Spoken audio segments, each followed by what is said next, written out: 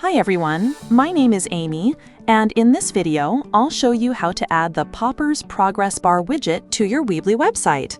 A Progress Bar widget is a useful way to display goals, completion status, milestones, or performance metrics in a clean and visual format on your website. So let's get started. First, go to your Popper dashboard. Once you're there, click on Widgets from the left sidebar, and then click Create New Widget. Now search for Progress Bar in the widget library and open it.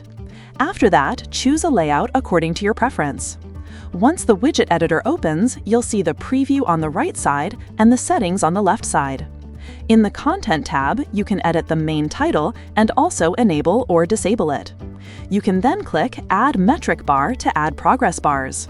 For each progress bar, you can edit the title, choose whether to show values in percentage or fixed values, and customize the values. You can also change the color of each bar. Next, go to the Template tab. Here, you can choose from different templates, and depending on the selected template, the settings below it may change. Then open the Settings tab. In Visibility and Labels, you can enable or disable bar titles, values, and milestones. You can also decide the milestone position, such as above or below. In Animation and Behavior, you can enable or disable Animate on Load, change the duration, and select the easing function. Next, go to the Style tab.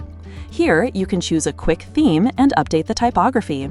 In the Colors section, you can change the background color, text color, accent color, track color, and border color. Once you're happy with the customization, click Publish Widget. After that, the installation code will appear. Copy the code and go to your Weebly site editor. Inside the editor, add a Embed Code block, then paste the installation code into it. After that, publish your site. Once your website is live, refresh the page and your widget will appear successfully. That's it for this video. I'll see you in the next one.